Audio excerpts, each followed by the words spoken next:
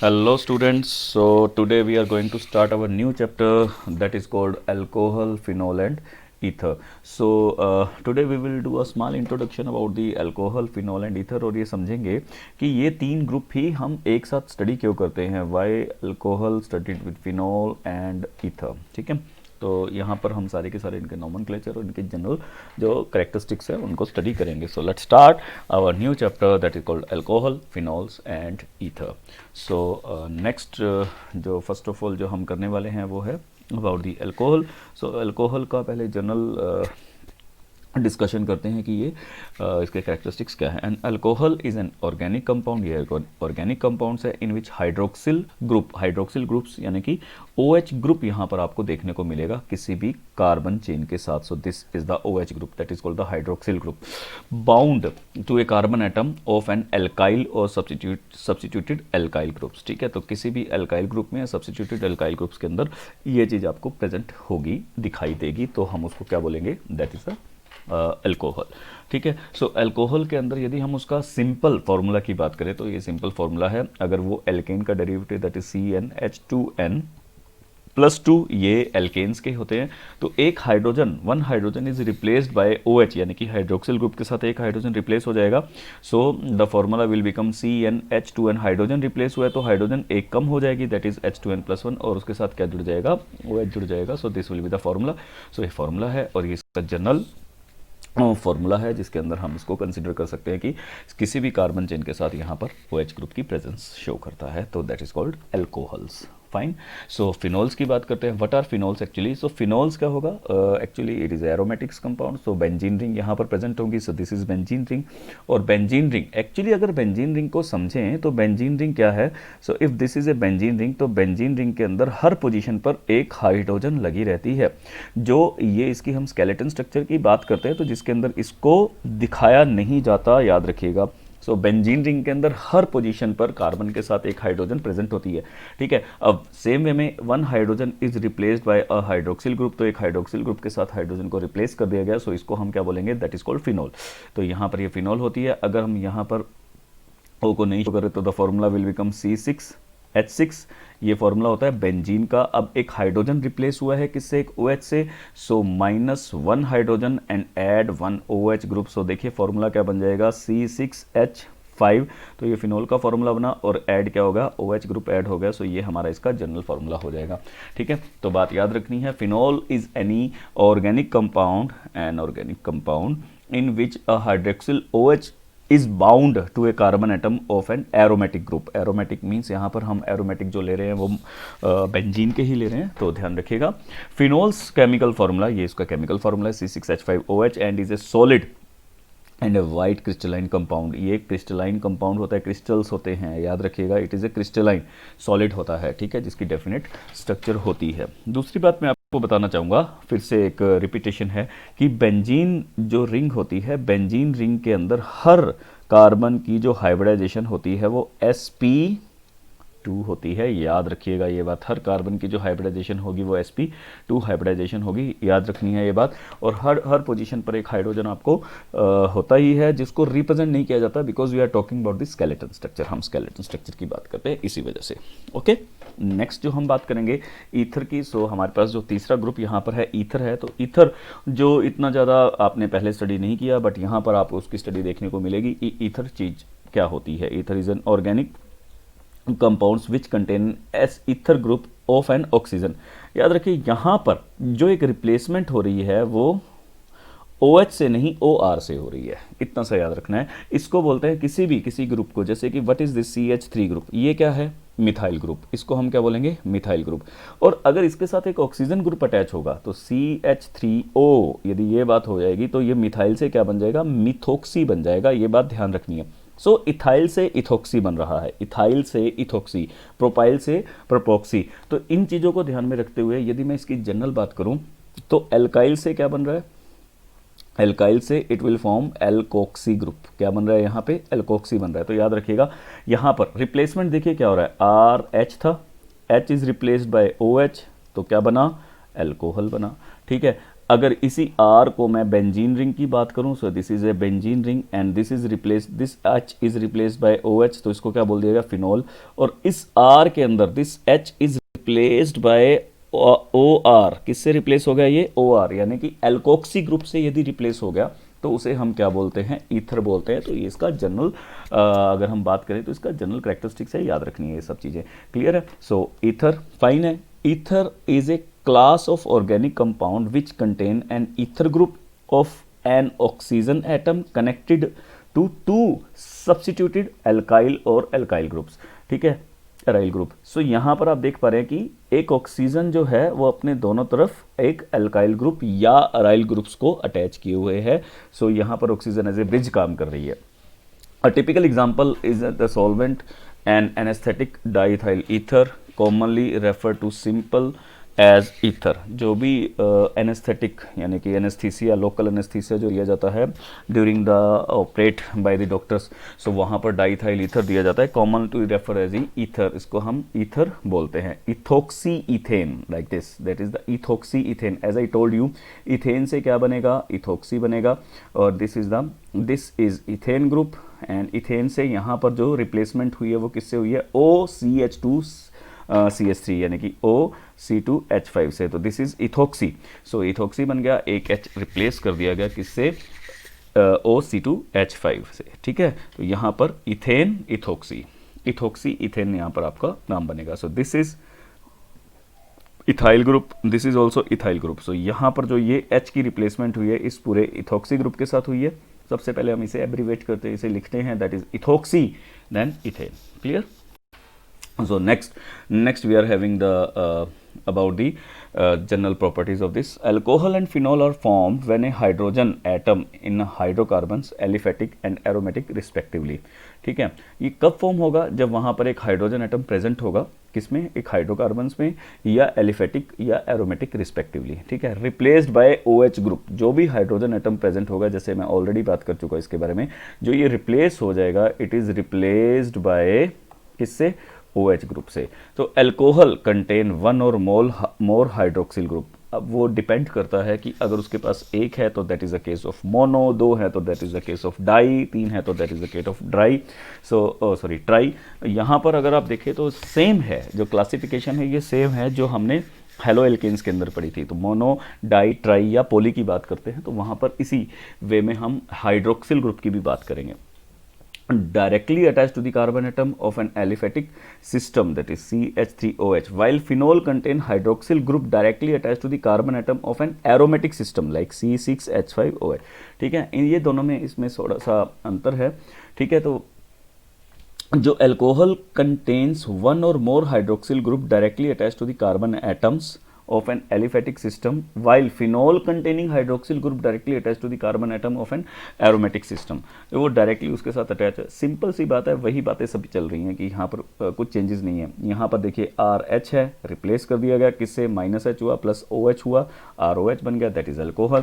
What about the phenol, her position पर hydrogen hydrogen hydrogen already लगा हुआ है, एक हाइड्रोजन यहाँ शो किया हुआ है, कारण क्या है, इस हाइड्रोजन को नेगेटिव किया गया यानी कि रिप्लेस किया गया किसके साथ, OH के साथ, तो it will become phenol, nothing else. Same ether की बात करते हैं। ईथर के अंदर जो रिप्लेसमेंट है वो किससे हो रहा है, OR से हो रहा है, ठीक है। यदि वो एलिफेटिक है तो वहाँ पर ROH, H is replaced by OR यानी कि एल्कोक्सी ग्रुप के साथ वो चीज़ रिप्लेस हो रही है, ROR, ठीक है। और यदि एरोमेटिक है तो that H is replaced by OR से, तो ये क्या हो जाएगा, दिस इज एरोमेटिक ईथर, ये एरोमेटिक ईथर्स हो जाएंगे, क्लियर। यहाँ पर अब बात करते हैं सेम वे में क्लासिफिकेशन की, जैसा हमने वहाँ क्लासिफिकेशन की। जो पहली क्लासिफिकेशन है on the based upon the number है, यदि सिंगल है तो दैट विल बी मोनो, दो है तो डाई, तीन है तो ट्राई, और polyhydric compounds are classified depend on the whether they are contain 1, 2 और 3 और मेनली हाइड्रोक्सिल ग्रुप, ठीक है। तो यहाँ पर आपको ध्यान रखना है कि एक है तो वो मोनो का केस हो जाएगा, दो है तो वो डाई का केस हो जाएगा, तीन है तो वो ट्राई का केस हो जाएगा। तो सेम वे में यहाँ पर CH3 C2H5OH एक सिंगल है तो मोनो, दो है तो यहाँ पर आपको क्या दिख रहा है, दैट इज डाई, और तीन है तो दैट विल बी ट्राई। ठीक है, ये 3 है। अभी इसके अंदर आपको एक खास बात क्या ध्यान रखनी है, एक ही कार्बन, जैसे वहाँ पर एक हमने ग्रुप की बात की थी, that was the vicinal and the geminal. अगर आपको ध्यान हो तो विसिनल ग्रुप क्या था, डाई हैलाइड्स के केसेस थे जिसके अंदर दोनों अलग अलग कार्बन के ऊपर आपने देखा था कि हैलोजेंस अटैच थे अलग अलग कार्बन के ऊपर, तो उसको हम बोलते थे विसिनल। और यदि दोनों सेम ही कार्बन के ऊपर थे, जैसे Cl की अटैचमेंट सेम ही कार्बन के ऊपर होगी, तो उसको बोलते थे हम जेमिनल। तो ये एक उसके अंदर केस था। बट यहाँ पर कभी भी ऐसा केस आपको नज़र नहीं आएगा, विसिनल और जेमिनल का केस नज़र नहीं आएगा। उसके पीछे कारण ये है कि यदि कार्बन के साथ एक ही कार्बन के ऊपर 2 OH ग्रुप लग जाएं तो ये बहुत इजीली अपना वाटर मॉलिक्यूल यहाँ से रिप्लेस कर देते हैं, और जिसकी वजह से ये कार्बोनिल ग्रुप के अंदर कन्वर्ट हो जाता है बाय रिलीजिंग 1 वाटर मॉलिक्यूल। तो ये स्टेबल नहीं रहेंगे कभी भी। ठीक है, सो यहाँ पर आपको जेमिनल का केस नहीं मिलेगा। ये आप देख रहे हैं कि यहाँ पर इसको हम विसिनल का केस बोल सकते हैं। ये बहुत ही इंपॉर्टेंट कंपाउंड्स है। अगर आपको याद हो तो जब सोप की फॉर्मेशन आपने की थी, तो सोप की फॉर्मेशन के अंदर हमने एक कंपाउंड की बात की थी, दैट वाज ग्लिसरॉल। याद है, glycerol. Glycerol is use to formation the that soap. ठीक है, सोप की फॉर्मेशन के अंदर काम आता है ये। जब हम इसकी रिप्लेसमेंट करते हैं दिस OH ग्रुप की, फर्स्ट ऑफ ऑल इसको पहले एसिड के साथ रिएक्ट करवाते हैं, और फिर एसिड के साथ रिएक्ट करवा के फिर किसी बेस NaOH वगैरह के साथ अगर हम रिएक्शन में देते हैं, ठीक है, तो यहाँ पर आपने देखा होगा कि हमें 3 मॉलिक्यूल सॉप के मिलते हैं। तो ये ग्लिसरॉल है। ग्लिसरीन जो हम घरों में एग्जैक्टली यूज़ करते हैं, that is the nothing but this is the glycerine. तो 3 अलग अलग कार्बन पर आप OH की जो प्लेसमेंट्स देखेंगे। ये तो हुआ एलिफेटिक का। सेम वे में हम बात करते हैं अब एरोमेटिक की। एरोमेटिक के अंदर monohydric, then dihydric, then trihydric. Positions आपको मेंशन करनी पड़ेंगी सेम वे में, वहाँ पर आपका इंपॉर्टेंट केस बन जाएगा। बहुत इंपॉर्टेंट कंपाउंड है, बहुत ज़्यादा इंपॉर्टेंट है, और इसकी बहुत ज़्यादा रिएक्शंस आपको देखने को मिलेंगी। That is very important, phenol. ठीक है, इसका क्या नाम है, फिनोल है। और सेम वे में यहाँ पर 2 जुड़ी हुई है, तो यहाँ पर आपको पोजीशंस देनी पड़ेगी 1 2, यहाँ पर 3 है तो 1 2 3 4। इस वे में आपको पोजीशंस इसका नाम रखना पड़ेगा। क्लियर। अब बात करते हैं फर्दर क्लासिफिकेशंस की और करेक्टरिस्टिक्स की। Monohydric alcohols are again classify according to the hybridisation. As I told you, वहाँ पर भी हमने क्लासिफिकेशन की थी कि कार्बन के साथ जब कोई भी अगर हमारा हेलो ग्रुप लगा हुआ था, ये जो कार्बन है ये sp2 है या ये sp3 है। ठीक है, सो सबसे पहले हम बात करते हैं कंपाउंड्स कंटेनिंग sp3, और उसके साथ जो है OH ग्रुप का जो अटैचमेंट है वो with the carbon which having the hybridisation sp3 है। ठीक है, सो यहाँ पर हमने जो उसको क्लासीफाई कर दिया है, तो उसको भी आगे फर्दर क्लासीफाई किया जा सकता है। That is the primary, secondary and tertiary. Like same way में यहाँ पर आपको क्या देख रहा है, दिस कार्बन, ये sp3 के हैं सभी के सभी। ठीक है, sp3 के अंदर आप क्या देख रहे हैं कि sp3 में इस कार्बन को यदि में हम ओपन करेंगे तो कैसे होगा, H, this is also C, this is H, और यहाँ पर आपको क्या दिख रहा है, OH। So what is the hybridization of this carbon, देते sigma sigma sigma sigma, 4 sigma bonds हैं। 4 सिग्मा बॉन्ड्स के लिए कोई लोन पेयर नहीं है यहाँ पे, तो 4 के लिए वी रिक्वायर 4 ऑर्बिटल्स, तो 4 ऑर्बिटल्स के लिए हाइब्रिडाइजेशन 4 की होगी, दैट इज sp3। तो यहाँ पर आपको 4 ऑर्बिटल्स जो है वो डिफरेंट दिखाई दे रही है। So that is the sp3। ये कार्बन क्या है, जिसके साथ OH अटैच है, बस हमें उसी को ही कंसिडर करना है जिसके साथ OH की अटैचमेंट है। This carbon is sp3 hybridised. Clear. Same way में यहाँ बात करते हैं, यहाँ पर है तो सभी के सभी सिंगल बॉन्ड ही ना। सो दिस H, यहाँ पर 2 अटैचमेंट है, किसी के साथ भी कार्बन के साथ ही होगी क्योंकि सेकेंडरी कार्बन है, कार्बन कार्बन होंगे, एक यहाँ OH है, तो सभी के सभी सिंगल बॉन्ड्स हैं और all are having single bonds. तो 4 sigma bonds, again this is have the sp3 hybridization. Same way में sigma sigma sigma and sigma, तो sp3 हाइब्रिडाइजेशन। तो sp3 हाइब्रिडाइजेशन के अंदर भी हमने उसको किस में डिवाइड कर दिया, that is primary, secondary and tertiary के अंदर। क्लियर। ठीक है, नेट एलाइलिक की बात करते हैं। डबल बॉन्ड प्रेजेंट है रिंग में, बट OH ग्रुप किसके साथ अटैच्ड है, जो कार्बन sp3 हाइब्रिडाइज्ड है। देखते हैं कैसे। अलाइलिक और विनाइलिक, हमने 2 पार्ट वहाँ पर भी किए थे, सेम यहाँ पर भी कंसीडर कर रहे हैं। व्हाट आर दे, उसको देखते हैं कि क्या है। जैसे C डबल बॉन्ड के साथ अटैच है विद कार्बन, एक H यहाँ आएगा और एक C H और यहाँ पर क्या है, OH। अब OH की अटैचमेंट देखिए किसके साथ है, एक कार्बन के साथ है जो चारों ओर से सिग्मा बॉन्ड के साथ कनेक्टेड है। सो इसकी हाइब्रिडाइजेशन क्या हुआ, sp3। अब इस ग्रुप को क्या बोलते हैं, देखिए इस ग्रुप को हमेशा एलाइलिक बोला जाता है, CH2 double bond CH and CH2, यहाँ एक वैलेंसी खाली होती है जिसके साथ भी आप इसकी अटैचमेंट करेंगे तो यहाँ पर ये ग्रुप क्या कहलाएगा, this group is called allylic group, this is called allylic group. अब अलाइलिक हाइड्रोक्साइड, यहाँ पर हमने इसके साथ जो OH ग्रुप की अटैचमेंट कर दी तो यहाँ पर अल्कोहल हो गया। कौन सा अल्कोहल हो गया, एलाइलिक अल्कोहल हो गया। क्लियर है। अब यहाँ पर अगर Cl लगा होता या कोई भी हेलो ग्रुप लगा होता तो एलाइलिक हैलाइड्स हो जाते वो। क्लियर, तो याद रखनी है ये चीज़। यहाँ पर सेम वे में इसको प्राइमरी यानी कि सिंगल कार्बन, इस कार्बन को देखो, इस कार्बन के साथ, इसको रब करते हैं, इस कार्बन के साथ यदि आप देखें, इस कार्बन के साथ एक ही सिंगल कार्बन अटैच है तो ये कौन सा कार्बन हुआ, प्राइमरी कार्बन। इस कार्बन के साथ डबल बॉन्ड प्रेजेंट है पर इसकी हाइब्रिडाइजेशन sp3 है, पर दो कार्बन प्रेजेंट है। इस कार्बन के साथ एक कार्बन ये रहा और एक कार्बन ये रहा, तो ये कौन सा हो गया, सेकेंडरी कार्बन। इस कार्बन के साथ फर्दर 3 कार्बन अटैच्ड हैं तो ये कौन सा हो गया, टर्शरी कार्बन। तो टर्शरी कार्बन के साथ हर किसी की जो हाइब्रिडाइजेशन है वो क्या आपको दिख रही है, सारे के सारे सिग्मा बॉन्ड है, 4 सिग्मा और 4 sigma. Due to this reason all are having the sp3 hybridisation, तो sp3 है, so due to this reason they are consider to be as carbon जो sp3 है पर ग्रुप कौन सा है, अलाइलिक। ठीक है, डबल बॉन्ड उसके अंदर जरूर प्रेजेंट होगा। नाउ बेंजाइलिक सेम वे में, अब वही allyl for the aliphatic, benzyl for the benzene.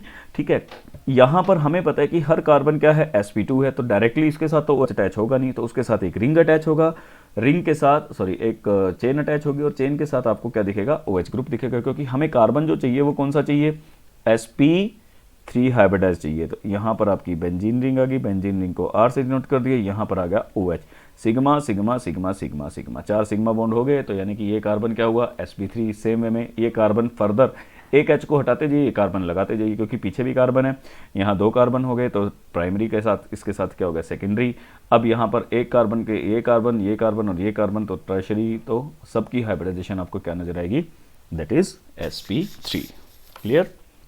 Same में अब हम उसी पार्ट को फिर से कंसीडर करेंगे जो sp2 हाइब्रिडाइज्ड होगा। sp2 के लिए अब हमें वो कार्बन देखना है जो sp2 हाइब्रिडाइज्ड होगा। देखिए बेंजीन रिंग की बात करें तो डायरेक्टली अटैचमेंट है, क्योंकि सभी के सभी क्या हैं, sp2 हाइब्रिडाइज्ड है। अब यहाँ पर विनाइल ग्रुप आ गया। विनाइल ग्रुप क्या है, जब भी विनाइल ग्रुप की बात करेंगे तो क्या होगा, CH2 डबल बॉन्ड CH, एक वैलेंसी खाली रहेगी। इस वैलेंसी को फिल करने के लिए कोई ना कोई ग्रुप जब हम अटैच करेंगे उसी का ही विनाइल पार्ट लग जाएगा। से फॉर इंस्टेंस यदि मैं क्लोरीन लगा रहा हूं तो उसको बोलेंगे विनाइल क्लोराइड। क्लियर है, उसको क्या बोलेंगे, विनाइल क्लोराइड। अब OH लगा दिया तो विनाइल अल्कोहल हो गया, सो दिस इज विनाइल अल्कोहल, से सिंपल है। ठीक है, अगर Br लगाएगा तो विनाइल ब्रोमाइड, अगर I लगा होगा विनाइल आयोडाइड, फ्लोरीन लगा होगा तो विनाइल फ्लोराइड। ठीक है, अब अल्कोहल लगा दिया तो विनाइल फ्लोराइड हो गया। अब इस कार्बन की यदि हाइब्रिडाइजेशन देखें तो देखिए क्या होगी, C डबल बॉन्ड C, यहाँ H है और इधर OH है। Just concentrate on this carbon जिसके साथ OH लगा है, बस ये सिग्मा, ये सिग्मा, ये सिग्मा और एक पाई है। अब देखिए ध्यान से, 3 सिग्मा है, पाई को हमने कंसीडर नहीं करना है, प्लस लोन पेयर। क्या कोई लोन पेयर है, कोई लोन पेयर नहीं है, तो 3 सिग्मा है, 3 ऑर्बिटल चाहिए, 3 ऑर्बिटल के लिए sp2। क्लियर, sp2 हाइब्रिडाइजेशन हो गई, तो sp2 हाइब्रिडाइज्ड हो गए। नाउ सी, रिंग के साथ एक चेन अटैच है, सब्स्टिट्यूएंट्स लगा हुआ है, मिथाइल सब्स्टिट्यूएंट्स लगा हुआ है, बट जो OH ग्रुप है वो डायरेक्टली अटैच किसके साथ है, आपकी रिंग के साथ अटैच है। तो इस कार्बन की हाइब्रिडाइजेशन क्या होगी, sp2। इस कार्बन की hybridisation we all know that is sp2 hybridisation. ठीक है, so that is the thing. Now ether की बात करते हैं। ईथर के अंदर आपको क्या देखने को मिल रहा है, ईथर को हम 2 प्रकार में डिवाइड कर सकते हैं। से ईथर एक ऐसा ग्रुप है जो टर्मिनल पोजीशन पर नहीं लगता, एक इधर और एक इधर, यानी कि ये जो फंक्शनल ग्रुप है ये सेंटर में लगता है किसी भी चेन की। तो एक तरफ R डैश हो गया और एक तरफ R हो गया। हम इंस्टेंट मान के चलते हैं कि दोनों जो चेन्स है वो अलग अलग है, तो इस चीज को ध्यान में रखना। R may be equal to R dash और R may not be equal to R dash. यदि दोनों तरफ कार्बन की संख्या बराबर है, इधर भी सेम कार्बन है और इधर भी सेम कार्बन है, तो ऐसे ईथर्स को हम बोलते हैं सिमेट्रिकल कार्बन। क्या होते हैं ये, सिमेट्रिकल कार्बन। और यदि कार्बन की संख्या सेम नहीं है तो सेम वे में वो क्या हो जाएंगे, अनसिमेट्रिकल कार्बन। तो आप इसका कोई भी एक एग्जांपल उठा के देख सकते हैं, जैसे CH3O CH3, ये सिमेट्रिकल कार्बन होगा क्योंकि कार्बन की संख्या दोनों तरफ सेम है। अगर यहाँ हुआ CH3O, यहाँ पर होगा C2H5, यहाँ कार्बन की संख्या सेम नहीं है, तो ये कौन सा हो गया, that is unsymmetrical carbon ether. ठीक है, ये अनसिमेट्रिकल हो गया क्योंकि कार्बन की संख्या दोनों तरफ बराबर नहीं है। सो इसी वे में हम इसको क्लासीफाई कर सकते हैं। लेट्स सी कैसे इसको क्लासीफाई करेंगे। सो देखते हैं, ether are classified as simple और सिमेट्रिकल। सिमेट्रिकल को हम सिंपल ईथर भी बोलते हैं। सिंपल मोस्टली जो हम एग्जांपल यूज करेंगे वो सिंपल के यूज करेंगे, तो ध्यान रखना है। If the alkyl or aryl group attach to the oxygen atom are the same and the mixed or unsymmetrical if the two groups are different. ठीक है, जब सेम होंगे तो वो क्या होंगे, सिमेट्रिकल, और डिफरेंट होंगे तो उनको क्या बोलेंगे, अनसिमेट्रिकल। जैसे डाई इथाइल ईथर है, डाई इथाइल ईथर दोनों तरफ इथाइल ग्रुप लगा हुआ है, डाई इथाइल ईथर। सो डाई इथाइल ईथर के अंदर अनसिमेट्रिकल, क्योंकि दोनों तरफ सेम नंबर ऑफ कार्बन है। अब यहाँ पर क्या आ गया, C2H5 और इधर क्या आ गया CH3। As I told you, यहाँ पर क्या आ गया C2H5 और एक तरफ क्या आ गई फिनाइल की रिंग आ गई, तो दैट इज अनसिमेट्रिकल ईथर। तो ये क्या हो गए, अनसिमेट्रिकल ईथर हो गए। ठीक है, so tomorrow we will discuss about the nomenclature of the alcohol, phenol and ether. Okay, fine, thank you.